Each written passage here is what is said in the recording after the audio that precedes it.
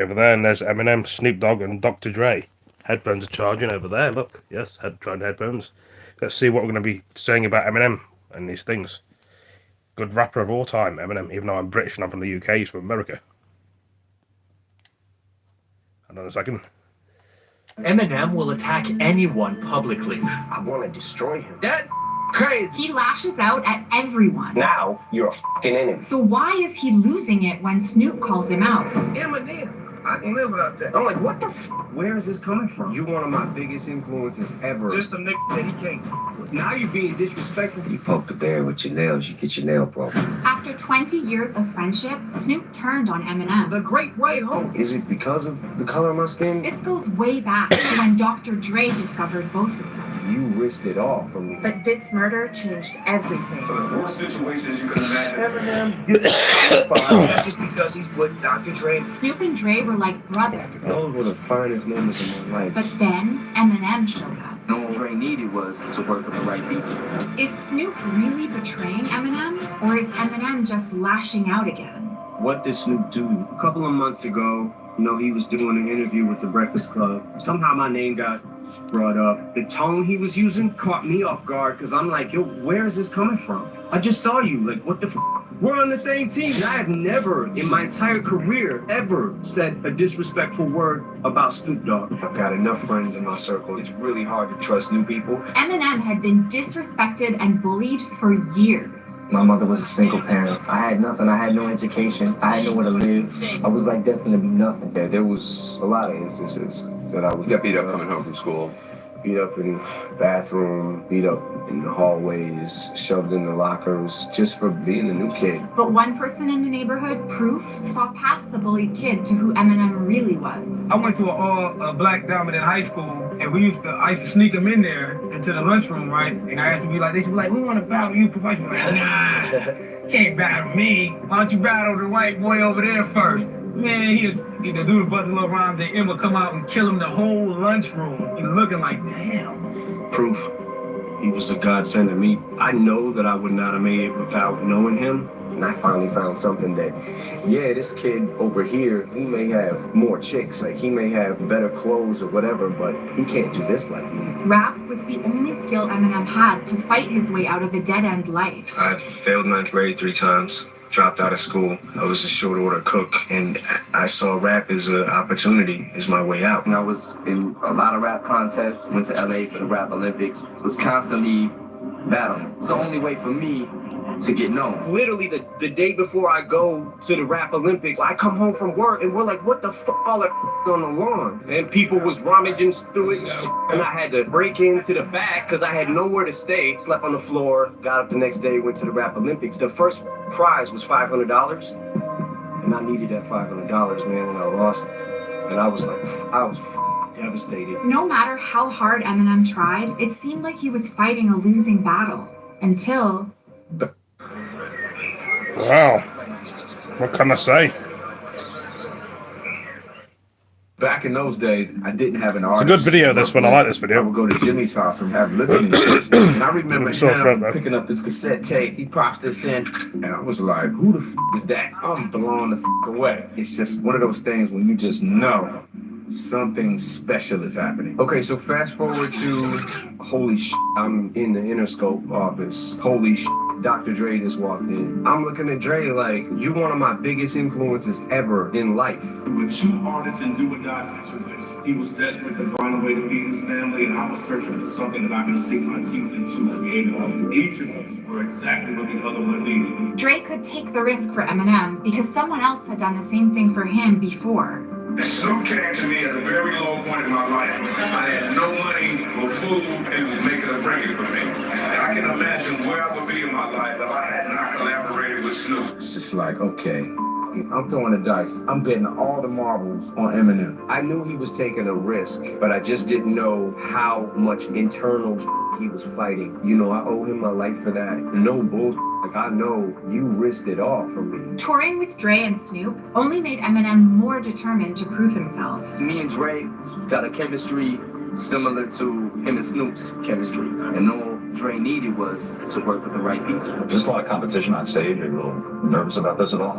Nah, I don't try to compete, man. I just do what I do. How's it gonna be for you, Stebbs? It's a dream come true, you know what I'm saying? Every rapper's dream is to be on stage with, you know, superstars like Q, Dre, Eminem, and the whole crew. Hey, Eminem, we back on a mission, you know what I'm saying? We trying to bring music back to having fun, and I've seen Eminem. I'm sorry the before, video's you know, a bit blurry, but fun, so it is what it is. You know, the rewards, and he deserved my homeboy Eminem. And he made sure to bring proof along with him. I mean, this right here is like a family. Everybody is like somehow managed to branch off the Dr. Dre tree. That's the greatest producer in rap history. It seemed like Eminem was finally winning the fight until Rapper Deshaun Holton, better known as Proof, was shot and killed at a Detroit nightclub. I went through a really rough time at that. Yeah. There was so many people that loved Proof. It was rough. Yeah, I remember that day. I mean, that was one of Eminem's best friends, Truth. Truth was a good friend to Eminem. channeled his He rage helped him into get what on the he knew road best, of going after any rapper who crossed rap him. history thing. I want to destroy him. Now you're a f***ing enemy. But when someone unexpected pushed his buttons, he took it personally. Eminem is overrated. Snoop Dogg says so. Eminem, the great white hope. That's just because he's with Dr. Dre, and Dr. Dre helped him find the best Eminem that he could find. He has probably put Eminem in a position where he could be labeled as one of the top 10 rappers ever. I don't think so. That's one of my teammates. That's one of my brothers. But when you're talking about this hip hop shit that I can't live without, I can live without that. I wasn't ready for that. And I didn't know what to do about it at first. Because I'm like, yo, bro, same team. We're on the same team. That caught me off guard because I'm like, yo, where is this coming from?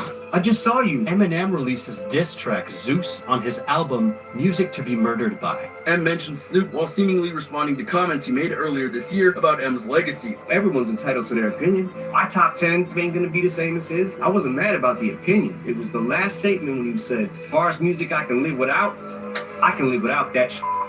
Like, damn, dog. Like, really? Snoop Dogg responded by sharing a quote reading, "People who can't communicate think everything is an argument." Eminem couldn't stop fighting until he almost lost another friend. Dr. Dre was rushed to the hospital with a brain aneurysm. They allowed my family to come in. I found out later they called him up so they could say their last goodbyes. When that thing happened with Dre, the brain aneurysm, and we were like, bro, this is stupid. This is stupid as hell to be feuding. How was that conversation? I know you had that. Man, I love Eminem, and the thing is that we love hip hop so much, we competitive, we battle rappers, so that was supposed to trigger that in him. Eminem had to stop seeing himself as a bullied kid who constantly had to fight back. I don't have the rage anymore that I used to have, but I still have the exact same passion. Sometimes it doesn't always come out the right way. We brothers and we family, so we learn to appreciate each other for what we do and how we get down, and we had a long conversation about the respect that we have for each other and the way we need to talk in public about each other. You challenged me, Marshall. Just wanted to represent what you one time. Now Eminem's fighting for more than just himself. There's so many kids that can relate to what I've been through. I was reserved and I was shy. Had it in me, but wasn't quite sure how to bring it out yet in a positive way. I wanted people to hear me so bad. Eminem brought hip-hop to mental benefit and offered kids who look like him a way to connect to him. If I could help people that have been through a similar situation, then, why not? I could take this opportunity and this platform I have to be somebody that could inspire change. You may divide some people, but you're also going to bring a lot more people together. Wow, that was interesting. I did enjoy that. It was really good. Let's put something else on. Surprised Eminem hasn't put me in his videos. Well, I always want to I always want to do stuff that, when we're doing stuff for music, that fits it reminds you of who is this man? Let's dive into the amazing story of Eminem and 50 Cent's friendship, starting with their lives before they met. After 50 Cent survived being shot 9 times in 2000, no label wanted to sign 50 because he didn't have the best reputation, especially when you release a song like How to Rob, where you threaten a lot of people in the music industry with robbery.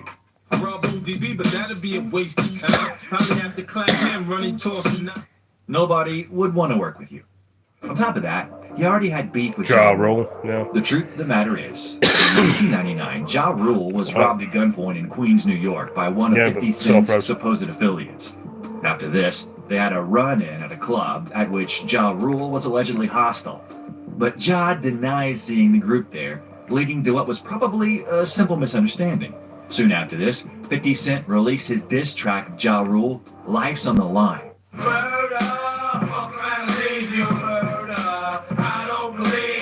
However, it wasn't until the next year, 2000, that things got a little physical. In Atlanta, Georgia, the pair were booked to perform at the same club, which ended in a physical altercation between the two. Later that year, 50 Cent was stabbed. 50 Cent's G-Unit crew ran into Murder Inc. at Hit Factory Studios in New York City, where Ja was allegedly tipped off to their whereabouts. We mention this beef for a reason, as we will refer back to it later. In general, by that time, 50 Cent had made a lot of enemies, so he struggled with labels. This greatly upset the rapper. The producer of Sha Money XL told 50 that he had just bought himself a new house. Now the rapper could record there. He then came with his homies. They then found a DJ called DJ Who Kid and started recording mixtapes. 50 Cent's records reached Detroit, that is, to Eminem. He couldn't stop listening to them, and Slim Shady was ecstatic. I brought it to Dre. Dre heard it. He was sold. And basically we said, let's do a joint venture. We flew him out to LA. I had a meeting with him. And I sold myself to him and told him what I wanted to do. And then got Dre involved. We had a meeting the next day. As 50 Cent said in an interview, "I'm on the dream team now. I have two of the coolest bodyguards, Dr. Dre and Eminem." Eminem was most instrumental in the process of signing 50 Cent to a record contract. The deal was that it would be a joint venture between Eminem's Shady Records and Dr. Dre's Aftermath Records, all under the umbrella of their parent company, Interscope Records. This was an ideal situation for 50 as an artist, as he had the benefit of having both Dre and M in the studio, contributing on the production side of things. In 2002, a track for the film 8 Mile was released under the name Rap Game.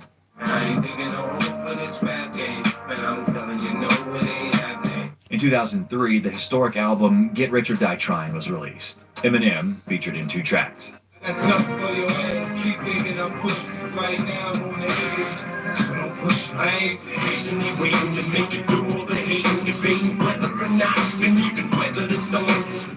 By the way, in the song Patiently Waiting, 50 Cent called Marshall his favorite white boy.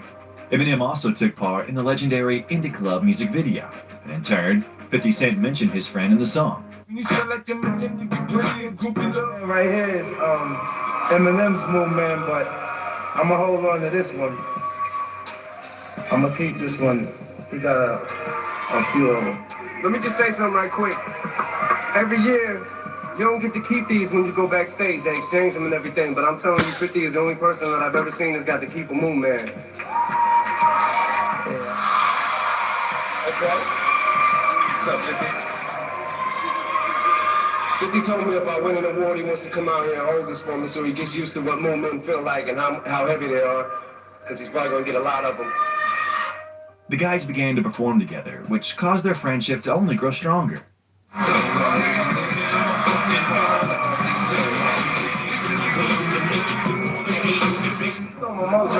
I'm getting right back though. Give it back right now. Come on. At that time, the feud between Ja Rule and 50 Cent was in full swing, but Ja had a new opponent, Eminem. The reason for this was that Ja was mad at him for signing a contract with 50. Therefore, Ja released his diss track where he mentioned Marshall's daughter. Your mother's a crackhead and Kim is a known slut, so what's Haley gonna be when she grows up? Therefore, as a response, Haley's Revenge was released, where we also hear a conversation between Eminem and his daughter. What do you want to be when you grow up, baby? But I don't want to grow up to be like Ja Rule's little dirty-ass kid. But this was not the end of it, because 50 and M made a joint diss track against their opponent. In Hail Mary, the guys taunt Ja Rule for never being able to become the next Tupac.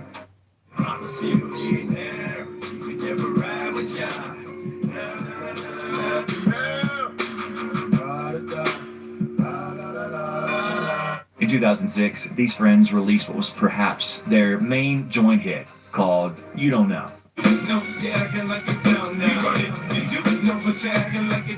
You know, it feels like that whenever we see each other again. You know what I'm saying? If we don't see each other for 3 months, and then, you know, then we do see each other, it's like the same. From 2002 to 2008, Eminem struggled greatly from his drug addiction. Ow! Ow! Andy, man, you're not fucking Andy! Don't fuck with the fucking witch, man! Don't fuck with the fucking witch! In 2006, M's health deteriorated exponentially, especially after his close friend Proof died. As Marshall himself says, it was a perfect reason to get high again. Sometimes he just laid in bed and cried.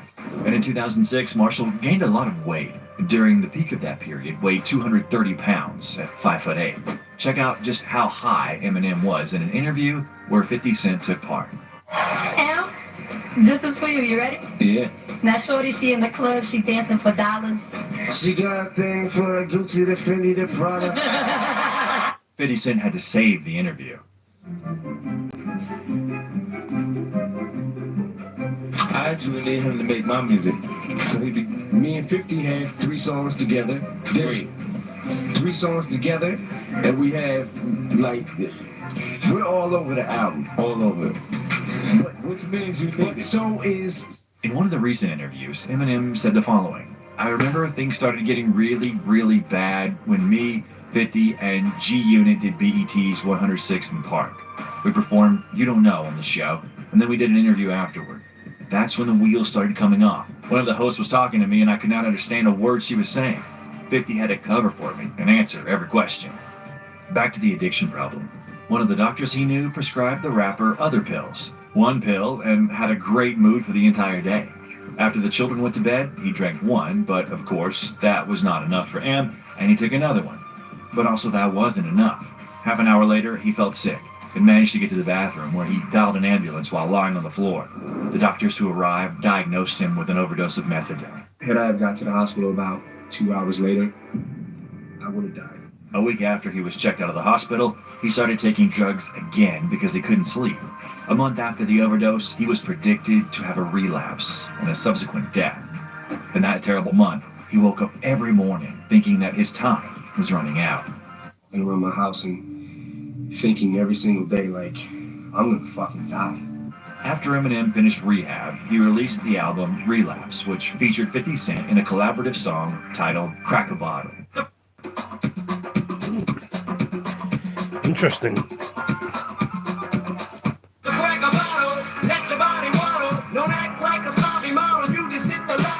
According to 50 Cent, Eminem planned to drop Relapse 2, but changed his mind. Look at it, you go. Creatively, what he's decided to put out, like, we had a whole nother album when he did Relapse. He didn't like the response, so he didn't even put out the whole Relapse too. Like, damn. One of the songs that could have been on this album is called Is This Love? Go to hell, are you in T-E-L-L? I'm coming, straight coming with my gunning. And in 2012, yet another combo of these two was released.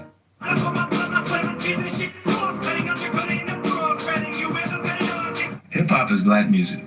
Unfortunately, for some people, it's tough to accept that you got a white artist that does it better than black artists. Also, to quote what 50 Cent said about how important Eminem is to hip-hop culture, he said, I think Eminem is more important to hip-hop than people actually credit him for. Eminem knows how to properly cheer up 50 Cent. That same year, 50 was hospitalized due to food poisoning he got after eating a burger. He felt terrible. Here's what 50 Cent said, recalling Eminem's call.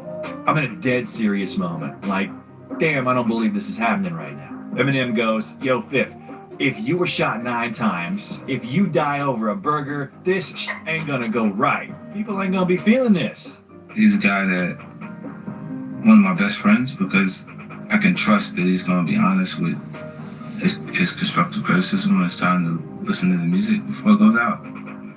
In 2015, 50 Cent and Eminem turned down See You Again record. When I see you again.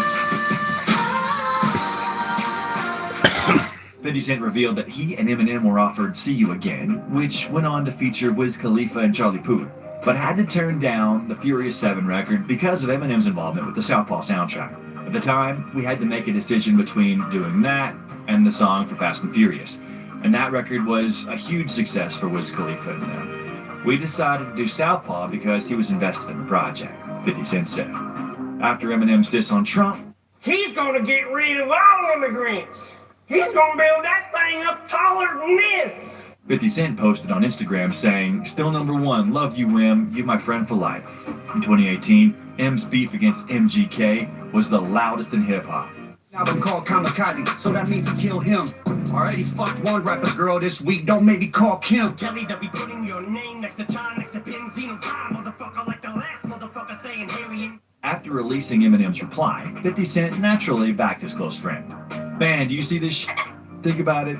The biggest hip-hop song on YouTube. Now everybody gotta take an L because of MGK. What the We didn't have anything to do with this Damn, how many times y'all was playing that LOL, get the strap, wrote 50 on Instagram. If anybody's thinking of doing that type of competition with anyone, they should stop right away because it's not going to turn out good. No. In 2019, the guys released a track together with Ed Sheeran.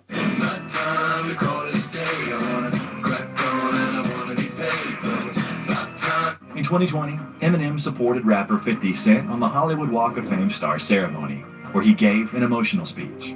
And he's also helped me through a lot of hard times in my own life, and he's always been there when I need him. So 50, congrats on your star, man. Hollywood is making official what I knew from the beginning, and Dre knew from the beginning. Thank you. In an interview, 50 Cent talked about a funny chat with Eminem. He texted me and was like, "Yo, Dad, when you gonna fly me in private so I can land on that dick?" Nigga, what the fuck is wrong with you? That you said a line up supposed to say it made it sound cool. Right? Oh, so here's some other stuff. But he stopped doing what he's doing to do that. Right. You know what I'm saying? That shit makes my day on a whole nother level. Because I'm like, it was random. Like, you know what I'm saying? Like, and it's like, yeah, I love him. That's my guy. For those who don't get it, Eminem made a reference to the song The Woo. Kind of bitch, she be saying some shit like when you gonna fly me in private so I can land on that dick. In 2021, the series Black Mafia Family was released. It's a crime drama television series that revolves around the Black Mafia family, an organization involved in drug trafficking and money laundering. 50 Cent was one of the producers of the series. He, of course, called Eminem to play the role of the character White Boy Rick. What up, though? Something hit you. What the fuck is that? It's White Boy Rick. In an interview, 50 Cent said that Eminem didn't want to take part in the film because of his bad experience with 8 Mile. He struggled to convince him. As some of you may know, after filming this movie, Marshall got addicted to drugs. And in 2022, the guys gave a legendary performance at the Super Bowl halftime show.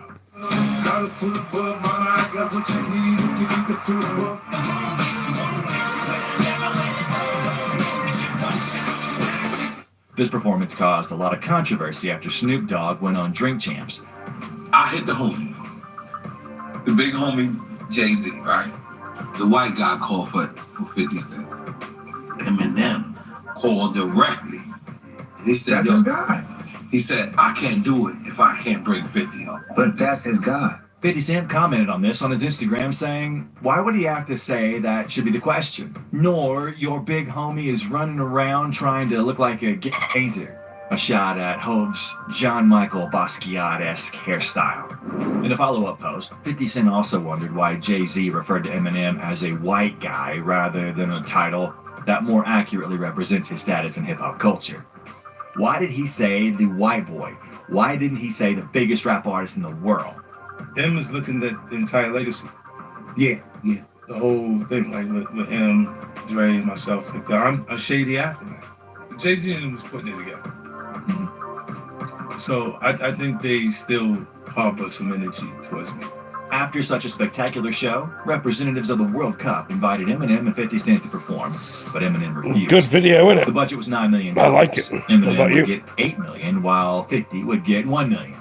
In the same interview, he gave us good news. Gives you a bit of history of the 8 Mile rappers and what they've gone through and stuff.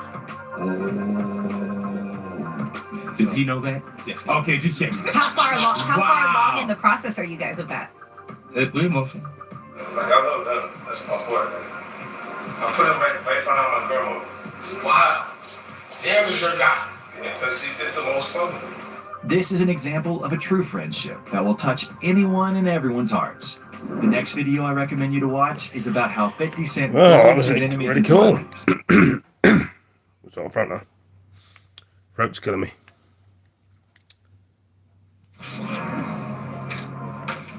You change. Adverts time. M had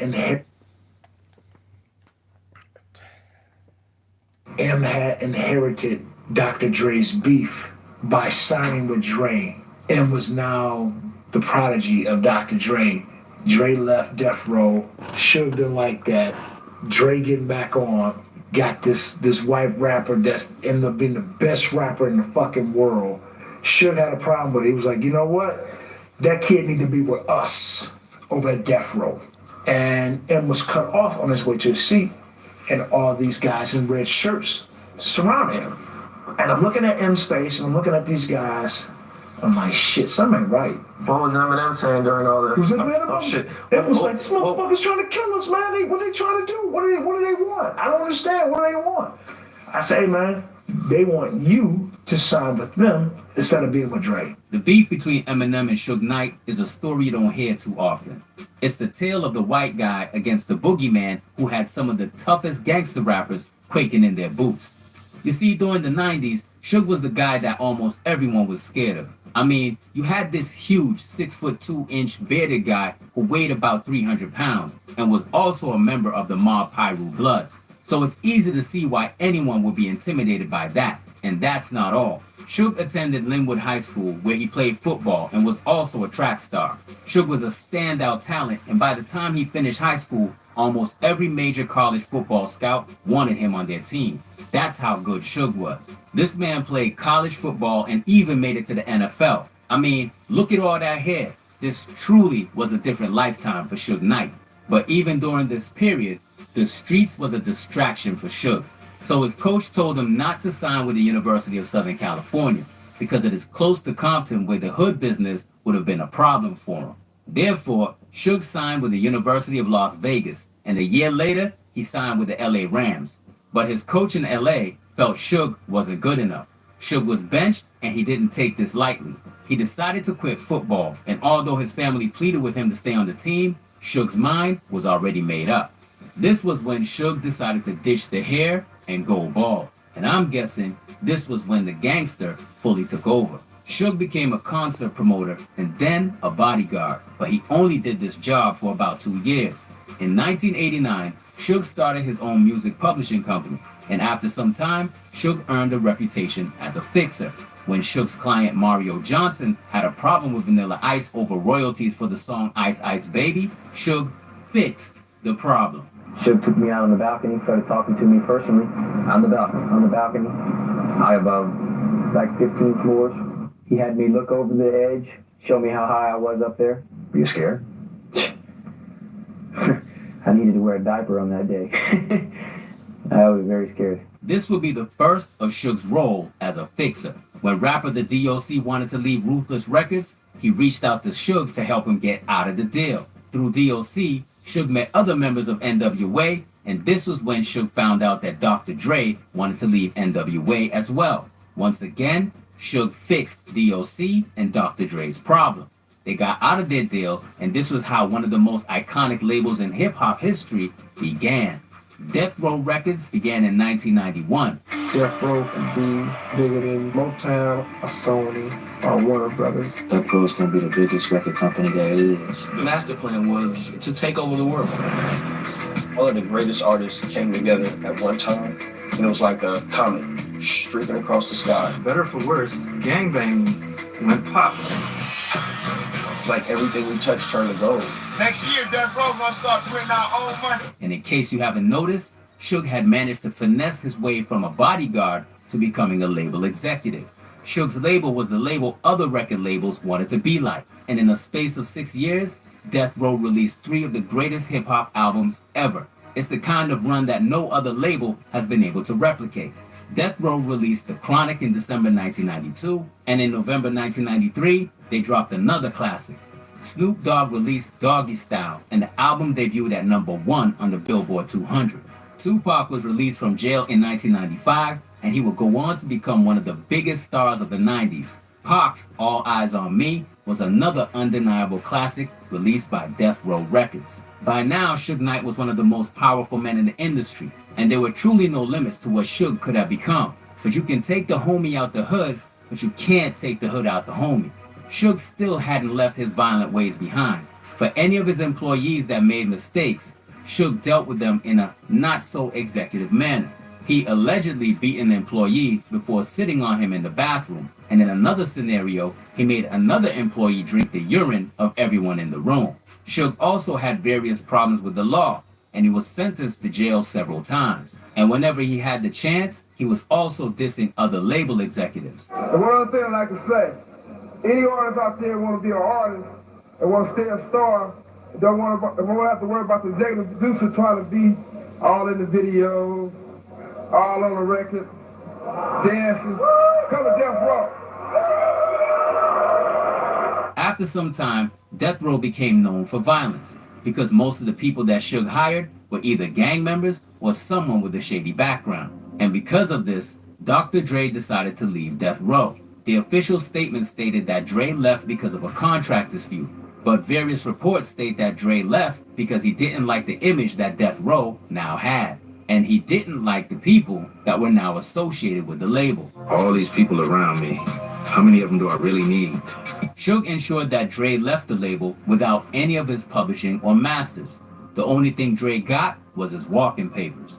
You have a multi-million-dollar company, maybe worth $1 billion or so, and you own 100% and don't have a partner, and you'd have to give him nothing but his walking papers. A lot more than the public knows. The record business is, to me, the worst business you can be involved in, because any Joe Schmo from off the block can make a record, which means you're going to have more cutthroats involved and more shiesty people. Dr. Dre also wanted nothing to do with the East Coast West Coast beef. Instead, he just wanted to make music and work with even East Coast rappers. It was mostly just the way the studio was, and that's where I have to spend most of my time. This East Coast, West Coast nonsense is just getting ridiculous, It's just like another form of black on black crime. Dre left Death Row and started Aftermath Records. Luckily for Dre, one of the first artists he signed would become one of the most successful rappers of the 2000s. Dre signed Eminem to Aftermath on the 9th of March, 1998. The label started slowly, but it really took off after Eminem was signed, and would go on to sell more records than anyone could have imagined. And Suge wasn't happy with this, because as Aftermath began thriving, Death Row was on a downward spiral. Tupac had unfortunately been murdered, and Death Row never reached the heights they reached before. Suge felt Eminem should belong to Death Row Records. So at the Source Awards in 2001, Suge decided to let M feel his presence. M performed with D12 at the show. I've been so many places, I've seen so many faces, but nothing compares to these blue and yellow purple hills. I climbed the highest mountain, once or twice, but who's counting? But nothing compares to these blue and yellow purple hills. But at this show, the artists were not allowed to sit with their bodyguards, and this left Eminem exposed. According to Eminem's former bodyguard, Big Nas, M found himself surrounded by Suge's goons at the show. M was walking to his seat, I'm standing off to the side, and M was cut off on his way to his seat, and all these guys in red shirts surrounding him. And I'm looking at M's face, and I'm looking at these guys, I'm like, shit, something ain't right. Just in case you don't know, the red shirt is a sign of the Bloods, the gang that Suge and his homies belonged to. M was in trouble, and Nas had to run down to help him before he was harmed. Big Nas stated that the men came with a message from Suge Knight. You see all these guys talking about Death Row, motherfucker, Death Row. Death Row, motherfucker, Death Row. So by this time, I cut in, I step in front of M, I push the guys back. Like, yo, what the fuck going on here, man? He said, Death Row, motherfucker, this Death Row about, this Death Row life. I was like, Death Row, what's it got to do with him? He said, hey, man, Suge sent him a message. M was caught in the middle of the beef between Suge and Dr. Dre. He was Dre's protege, and he had inherited his beef. I got him up out of there, took him backstage. So now, backstage, I'm calling Dre's bodyguards. I called Dre, and look, man, we got a serious issue, man. Death Row is here, and they trying to fight. They trying to do whatever they gonna do. After M presented an award to DMX, Big Nas was able to finally get him out of the building. What was Eminem saying during all this? Was it Oh, shit. It was like, this motherfucker's trying to kill us, man. What are they trying to do? What do they want? I don't understand. What do they want?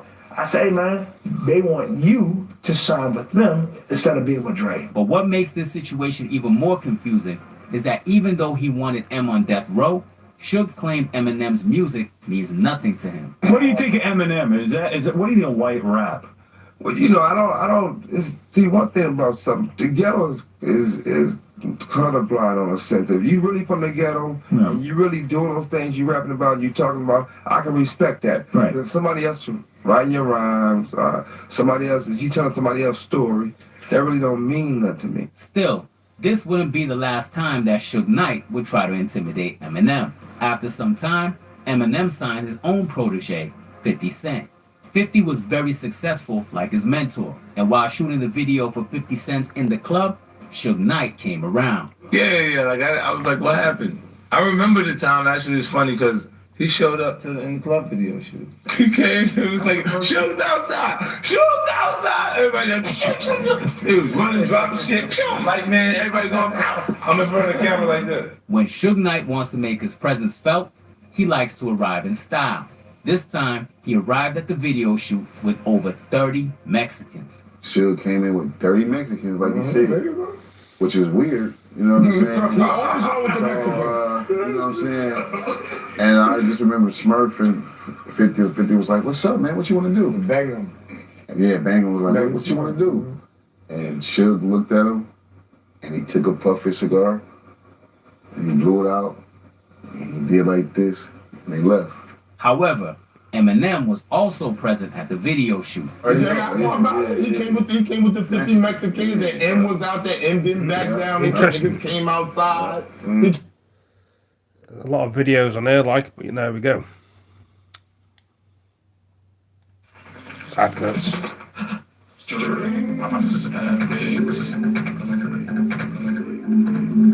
While everyone wondered who killed Tupac, Snoop blamed the man that was driving the car he got shot in that night. The most feared figure in all of hip-hop. You put all of our lives in jeopardy like that, you don't care about Pop. And confronted him face to face. Come up to my room, ain't gonna be nobody in there. Just me and you. This either the moment you gonna kill me, and we're gonna get some clarity in this air. But did Snoop Dogg know something was going to happen that night? The next day, when we turned on the news, all we seen was the yellow tape. It just was all bad. Shakur was shot 4 times after leaving the Mike Tyson boxing match in Las Vegas in a car driven by Marion Suge Knight, head of his label, Death Row Records. So I jumped in my Hummer, and we drove to Vegas. Suge was at home. He was standing up. He had like a patch. His head was wrapped up. And he came and explained to us as far as what had happened. But he was explaining to us like joyful. He was like, man, let me start shooting at us. Trying to jump in the back seat. I'm like, get down. I pull him down and he was saying like Pop was gonna live, you know what I'm saying? Like, because that must have been the spirit that Pop showed him. Like even when he said he was driving to the hospital. So I jumped right on the highway, just seeing. I had a chance to sit there with him. At that time, me and him really wasn't eye to eye. It was all bad. It was all bad. He was my friend before Death Row. When I met him at the Poetic Justice rap party. So I get to the party, a DJ puts something on. He like, yeah, I got my little cousin Snoop Dogg in the house. I'm gonna come up here and rap. Before he could give me the mic, Tupac grabbed the mic. He'd say his little part. You got the mic. He take it back. We like rapping at each other. Like sort of kind of aggressive. We do like 4 or 5 raps. Everybody in the party like it just made a circle now. Finish rapping, we go outside. I'm like, let me get your number, cuz I'm gonna holler at you. And fell in love with that. I was like, cuz this hard. So I suggested to Suge that, man, we need to put cuz with us because he already get down like we get down. He needs a team, you know. We're the best team out here, and we need him because he's going to make our team better. Like, we're great. but with him, we'll be the greatest.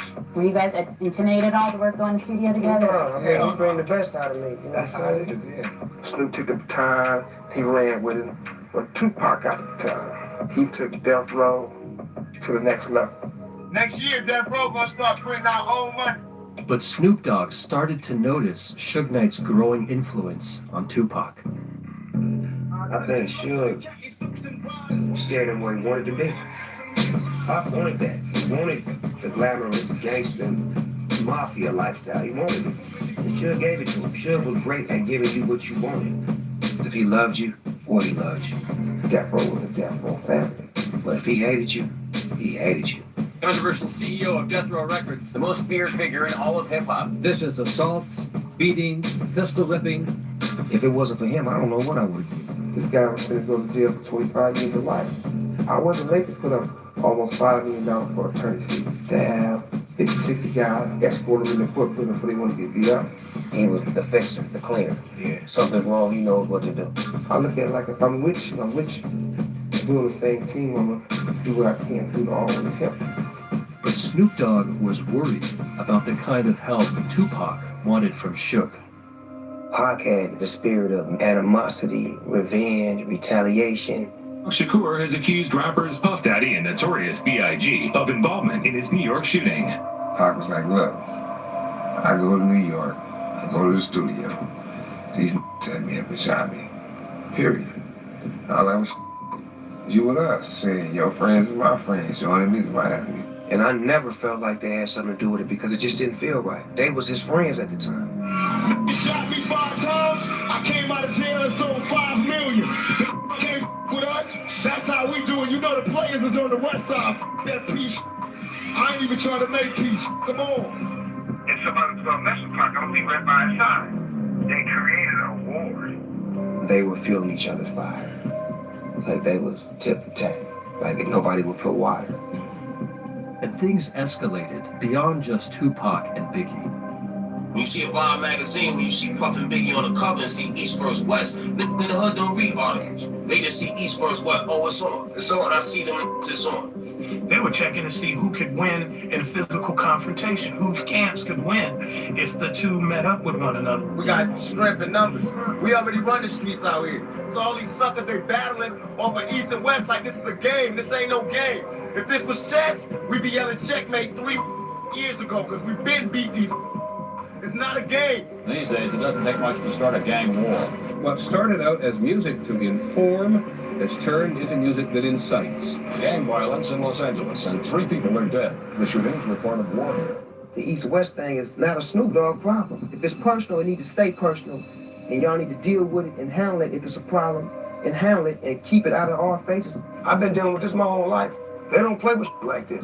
Rapper Tupac Shakur put out a diss track insinuating he slept with Biggie's wife, fanning more flames to the East versus West war. When he played it for me, I was like, cuz I ain't really feeling that, cuz that's... You thought he took it too far? We want to make sure we mash their ass like we did Biggie. You see that nigga quiet as a church mouse. You buying more problems, cuz. There is no mercy, Mom.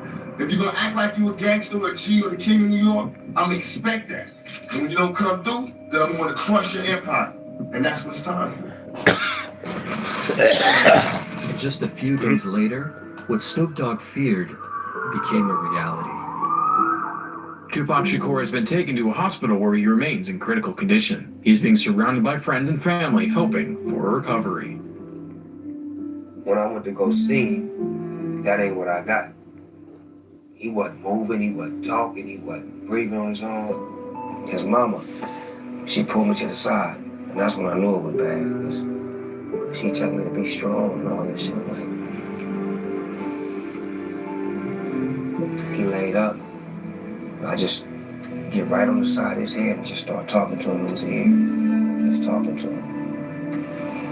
It was some other shit, cuz. And as soon as I walked out of there, I went in the bathroom and I threw up.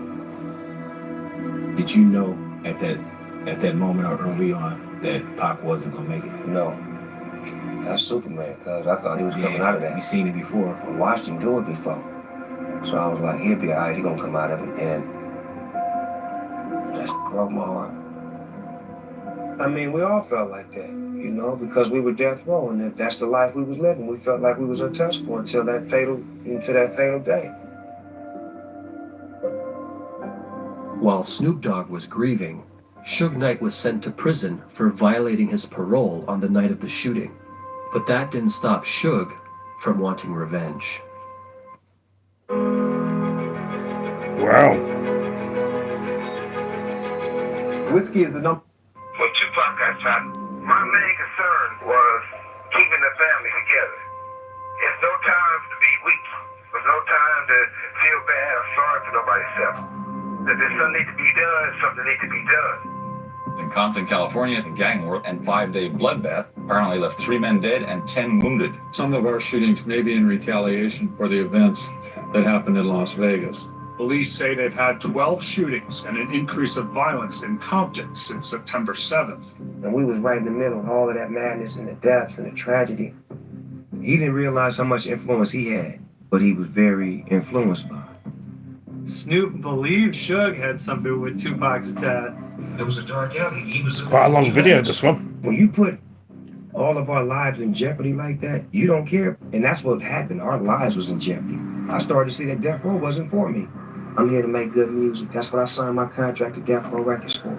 To make good music and perform and put out good albums. I didn't sign a contract to hurt nobody or make people hate me or hate people. I've been there. I've done that. So I'm going to go this route. You know what I'm saying? After years of being at Death Row Records, Snoop Dogg has decided to jump ship to the No Limit Soldiers record label, leaving unwanted problems behind. This did not sit well with Suge, because Snoop would not take his side, and Suge demanded loyalty. Yeah, just coughing with us. Are they riding against us? A little bit of a You with us or against us? coughing a bit, yeah. Those who not with us? Yeah, be right. He began to turn on me after that. It was animosity. It was better. You lose your biggest star. Then I start hearing, they gonna f you up. They gonna cut your hair. They gonna do this. And then he had Crips working for him that was gonna do something to me. If it wasn't for Suge Knight, he would still be in somebody's cell making dinner, washing clothes. Suge Knight recently said he used to be a superstar and now he's just a No Limit soldier. What do you say to that? Nothing. He used to be a CEO, now he's just an inmate. Thanks a lot. While Snoop thought he was now safe, Suge was about to show that he could still get to him. We got the Universal. I was with No Limit. They was at the show. And we sitting on the inside. Death Row guys woke up. He come in peace, smiling, shaking my hand, walked me in the corner, talking to me. Now the other ones surrounding me. 5 minutes later, it's about 7 of them around me. I ain't paying attention. So the soldiers done went on stage. Now I'm back here talking to these Death Row niggas by myself. So now they were like, you owe Suge an apology. I'm like, Suge. Like, what? Try to take off on him. Oh, he missed. Get out of there. And Snoop just was flying by. Master P and them get the word while they're on stage. They literally right off stage in the middle of the performance. And boom, and everybody was like running out of the gates and we run out. No riot. This happened now. I get a whistle, no cuts, no scores, no hits, no nothing. But I run right into the law. With weed in my pocket and everything. But I'm trying to save my life. As soon as we come out the door, we got officers throwing punks in our faces and helicopter. They didn't know what Snoop was. They're screaming, "Where's Snoop? Snoop, all right." Snoop Dogg managed to escape Suge's attack, but he started to become reckless. I was gonna make a record dissing Death Row, like Death Row. Because I just didn't give a at that time. They was coming after me, I was finna come after them. Suge Knight's a victim, that's on my life. I will end your you keep talking on crap. This was Suge's message to Snoop.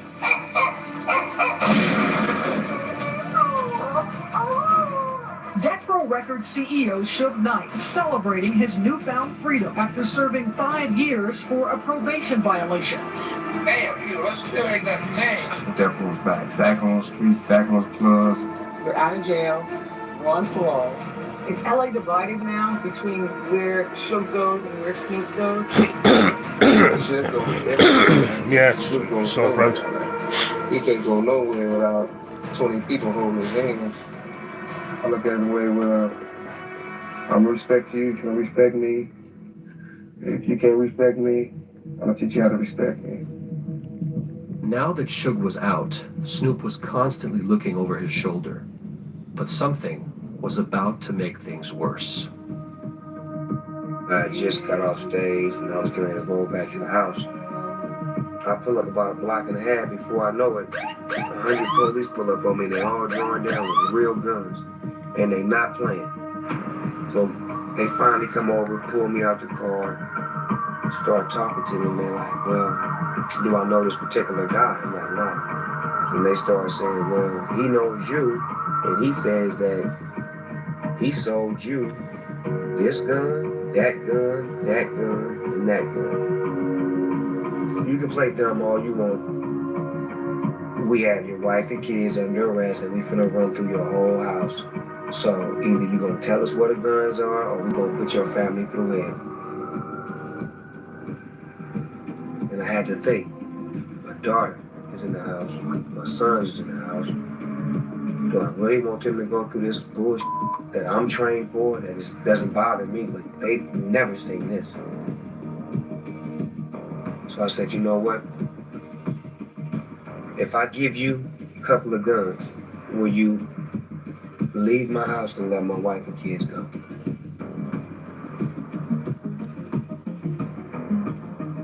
So I told him I have a gun here, one here, and one there. And that's the only guns I got in my house. You put the call in, let my wife and go. And then I had to take this probation that made me fire every security that I had around me. Because everyone who had a criminal record couldn't be around. It's a violation. So I had to fire all my security. I had no guns in my life, and they wanted to kill me. So imagine that. Snoop Dogg was again facing death, but this time he was at his most vulnerable. He now had to take a long look at how things got to this. It broke me, man. It broke my spirit. Win my murder case, Tupac get killed, Death Row want to kill me. That's all in the same year. I don't really understand death, and I never did. And even as a kid, my homies started dying from gangbanging. Like all the time. I went to school with football with it. Like, you don't become numb to it, but it's like, it's the feeling of, okay, all right, I guess this is what it's supposed to be. And I look back at all of the rappers that was writing about death. They all dead. Our pen is what we was writing. I hope I live to see 21 and blah, blah, this and that. And I know I ain't gonna make it. And death around the corner and I'm ready to die. And that's the era we come from, to prepare ourselves for death. And it just made me feel like my pen created this. I got a baby. I got a wife. Yeah. I got to live for. I wanted to live. Snoop Dogg knew he had to face Suge Knight one last time. Wow. I sent him in Vegas. I was, moving around doing my thing. A lot of things in this video, isn't there? And I'm like, turn around. Gives you kind of a rough idea how gangs are and the lifers and those other things. Suge like, doggy dog. Man, tell this nigga I ain't tripping, man. Tell this nigga to kick back. I said, all right, nigga, check it out. You know where I'm at. He said, nigga, let me come holler at you. I said, let me finish with this real quick. What was the temperature at that point between the relationship? Hot. Right, okay. Yeah. Hot. Like, I had that wanted to write. They seen him before I did. Right. I had to tell them, let me holler. Right. So this is what I do. I say, when I finish with this little walk I'm with, I'm gonna have my folks come down there and tell you what room I'm in. And then when you come up to my room, there ain't gonna be nobody in there. Just me and you. About 45 minutes, I send my down, go get cuz and tell me come up. I said, matter of fact, don't even come up with him. I want him to feel comfortable. Matter of fact, give him the wrong kid.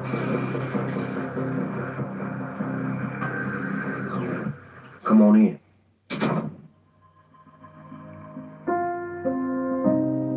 The whole conversation is, Nick, I loved you, Nick. I could have saved you. I had nothing but love for you. And his conversation was, I love you. I ain't got nothing but love for you. Why did you try to get me pop when you love me? There's n outside that wants your head right now. You know what? I forgive you.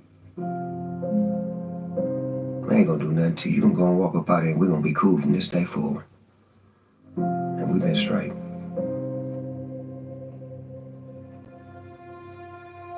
I wasn't ready to go to war. And I was like, that I gotta defend my pride, but my pride would have got me killed. Sometimes you gotta be smarter than the average bear. You gotta know and understand why you're here. And looking at my family and where I wanna be, and how I gotta prepare myself in order to be here. And that's what forced me to find a new path. I started writing life. So my pen became more, I'm gonna live my life. Let me have fun. Let me live a little bit. And I'm gonna wake up tomorrow. And then my life became that as well. I made it out barely. So I won't give my kids a better chance to make it out by putting them in an environment where they have less to deal with. They have no gang activity. They're not worrying about getting shot at, looking over their shoulders, this and that. When I was younger, I had no respect. I just did whatever I wanted to do. But as I become a grown man, it's my job to do what's right. You have to start doing some things that matter for the future. I just feel like out of that tree, something had to fall. There's always a great family portrait in the beginning, and by the end, there's 2 or 3 key people in that family picture that's gone. But then there's some that's still there, and they're keeping the legacy going on from just surviving. Just being able to be peaceful and be smart enough to say that I'm gonna leave that behind. I'm just gonna smile a little bit and be me to make people happy, to inspire, to influence. And me personally, I love the fact that people love me and follow me. I want to be loved while I'm here. The only way to get love is to give love.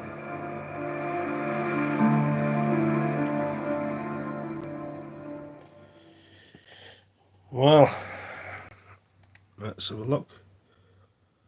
Very interesting video. I really enjoyed that. Hope you did as well. And very interesting.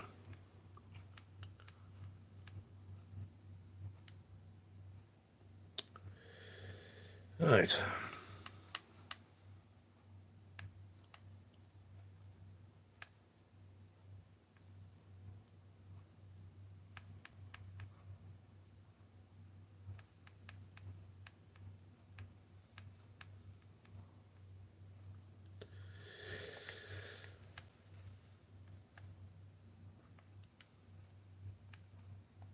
The life of Will Smith.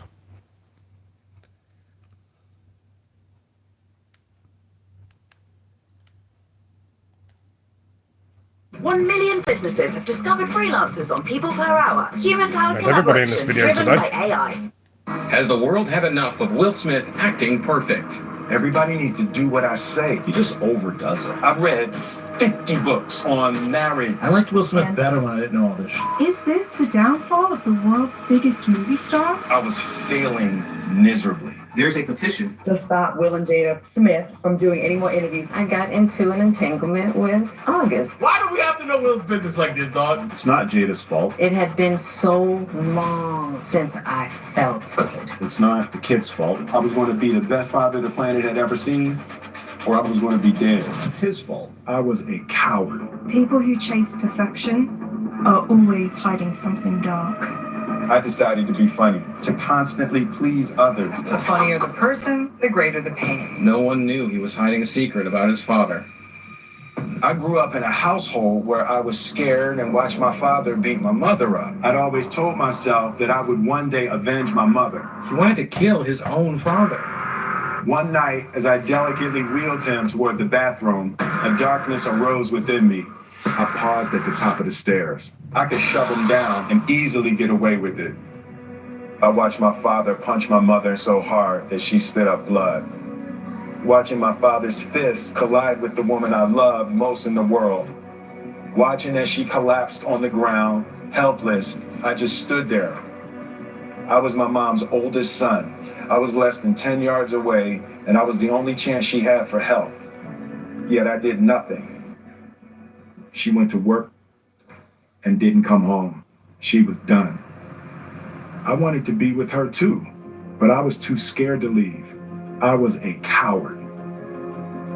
Everything that I'd done has been driven by sort of an unspoken series of apologies to my mother for my inaction. Feeling like a coward, Will started doing everything he could to be better than his dad. I grew up in a household where I was scared and watched my father beat my mother. So I was gonna build the complete opposite of that. Yeah. I decided to be funny, to constantly please others, to keep them laughing and smiling. Will became the biggest star in the world, desperate to build the successful family he never had.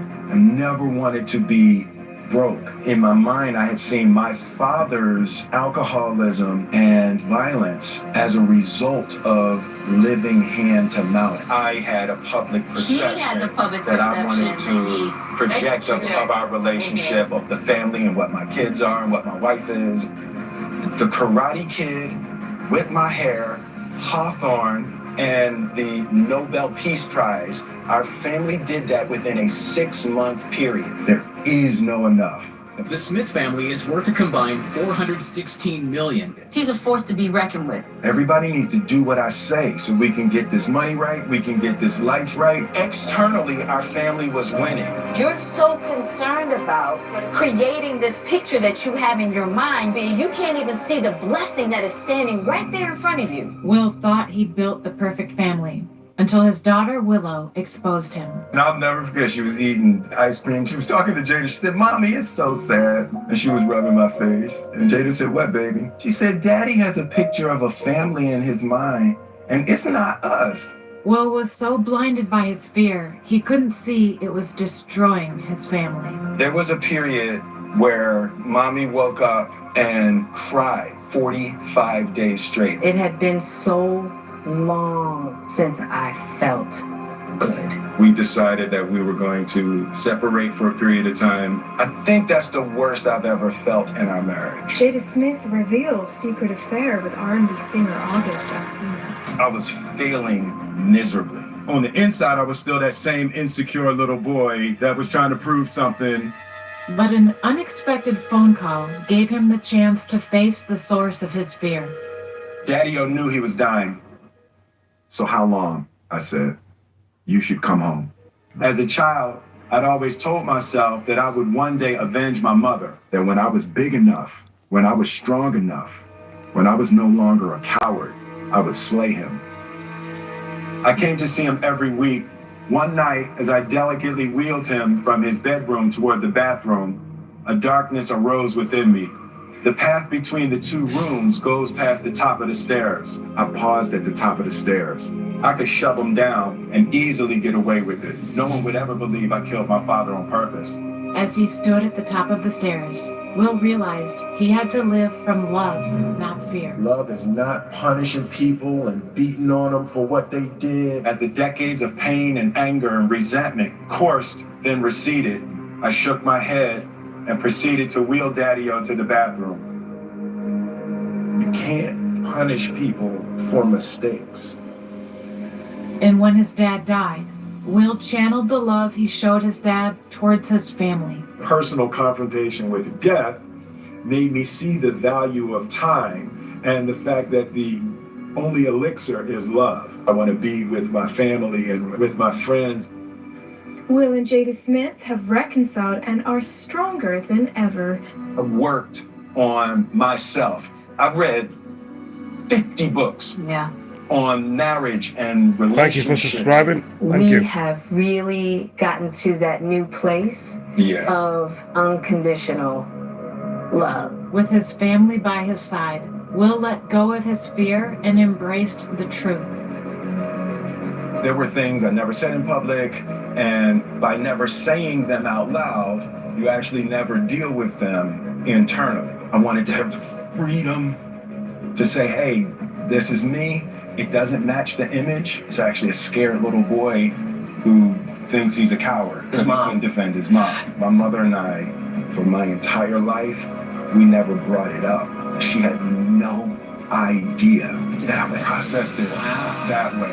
She reassured little Will that there was nothing that he could have done. I never thought he was a coward. Of course. I can be me, and I don't have to live up to Will Smith. And now Will focuses on spreading love. The first half of my life was gather, gather, gather, gather. And now this second half of my life is get it, get it, get it, get it. I've interviewed you many times, always had fun, always big laughs. But there's something about you now that feels like you have aligned with your spirit and your body. I've looked at my life as an arc from fear to love. To love and to be loved is really all there is. I've been banished, and they said it was you who banished me. I begged them. They said I was banished. Let's see what else videos I can put on. Get way more than you pay for at Pure Gym. No contract and unlimited classes, all from just $17.99 a month.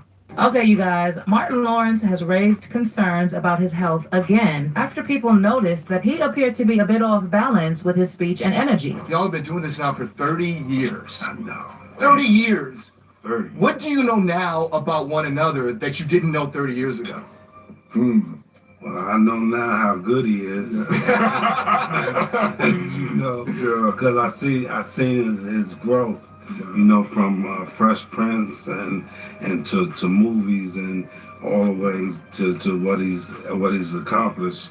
It's just I'm just really impressed. I mean, I do want to see the new Bad Boys That interview movie. with extras Looks from pretty Melvin good. Robert to talk Bad Boys Ride or Die is what had fans weighing in on how slow and slurred Martin's speech seemed. I mean, Will Smith was a ball of energy. And just with Martin, just how absolutely honest and like open his heart is. You know, it's like there ain't no faking in that dude. Yeah. You know, and it's like I just love that he can be calm and firm and no problem saying what's absolutely true in his heart, you know. But Martin, on the other hand, just looked like he just wanted to be done with the interview. And literally, the comment section was filled with people saying things like, Martin is not okay. Get well, Marty Marr. And another person commented, something is really off about Martin. His slow reaction, stumbling of words, you can even tell Will recognizes it by looking at him. But you know, Will has his back regardless. You know, it would probably not be a concern if it was the only time Martin appeared a bit off. But the thing is, at this point, it's kind of become a trend. I mean, there are other videos posted within the past month that still show him a bit slower to respond than usual. For instance, in this interview that Will Smith and Martin did with Devon Rodriguez Art, Will Smith was the one doing most of the talking. And when Martin actually talked, it was a bit slower than usual. And he wasn't matching Will Smith's energy at all. Just respect and love and just great deal of respect, you know. You know, we love working with each other. Also, remember that particular appearance during the 2024 Emmy Awards in January? As he reunited with his former Martin co-stars on the award show, people zoned in on how he didn't seem the same, especially after he went to present the award for Outstanding Lead Actor in a Comedy Series. Martin visibly struggled with the teleprompter, pausing and slurring his words. After the awards, we also saw people making the same comments they are making now. Like, anybody else think something going on with Martin Lawrence? He under the influence influencer got something going? Someone else also added major health issues. He's had stuff going on for like a decade now, and I think as he gets older, it gets a bit worse. Plus alcohol. This is all just my opinion. So at the time, his rep said that he was in great shape, and that there was a technical glitch with the teleprompter caused by late changes to the script that made his presentation seem off. But with this new interview making rounds, this has nothing to do with the teleprompter. People are questioning again if Martin is really okay. Well, in the interview, Martin also said that his brother had just passed away, and some people argued that maybe that was the thing that was throwing him off balance. My ride or die is my best friend Larry White. My brother who just passed away, Sean Lampkin. All of those were my ride or dies, you know.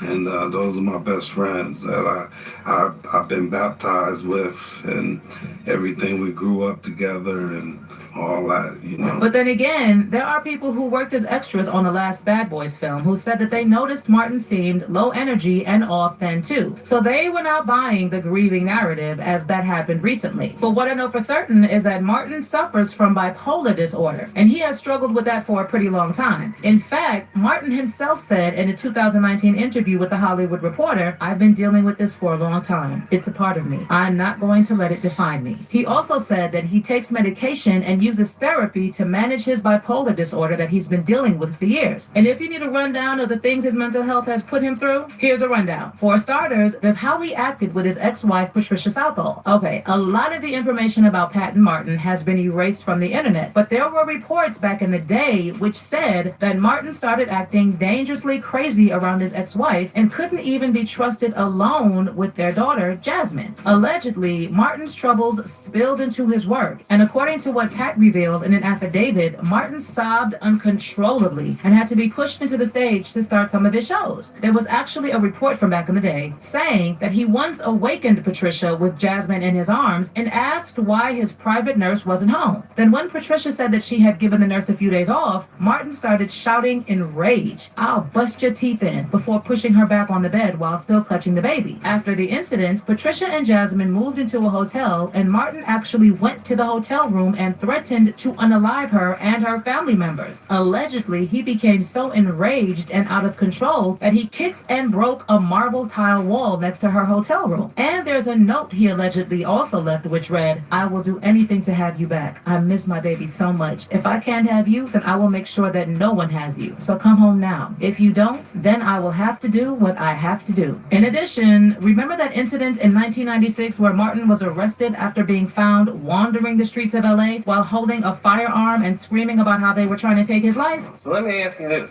What is happening in Hollywood that a guy that tough will be on the street waving, screaming, "They are trying to kill me"? Yeah.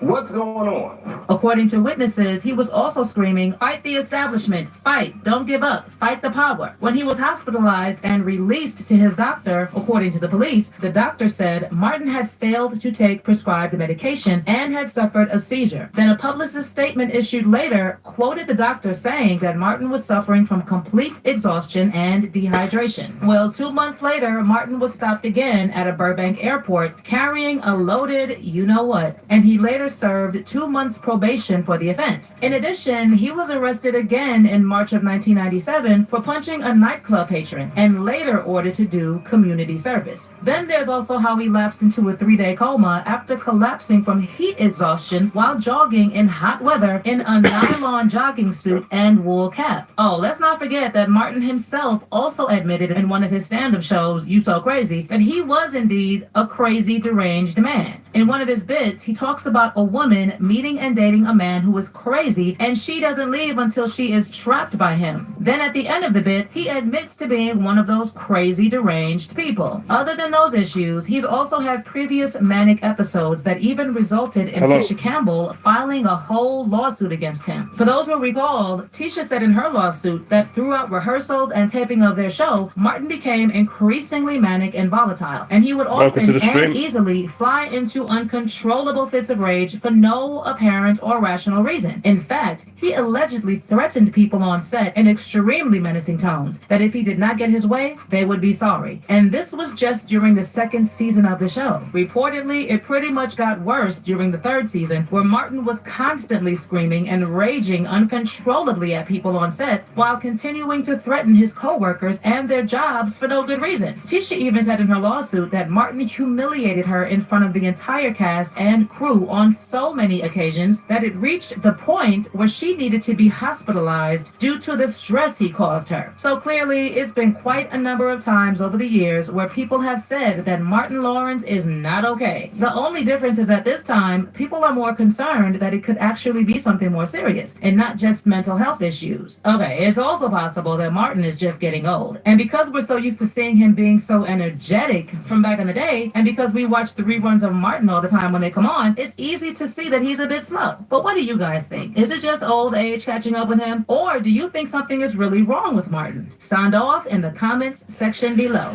Anyway, guys and girls, ladies and boys and girls, thank you for all joining me. And I hope to see you all in the next video. Take it easy, peace. And yes, I'm from the UK. I'm not from America. Thank you for joining me. And yeah, see you in the next one. Peace.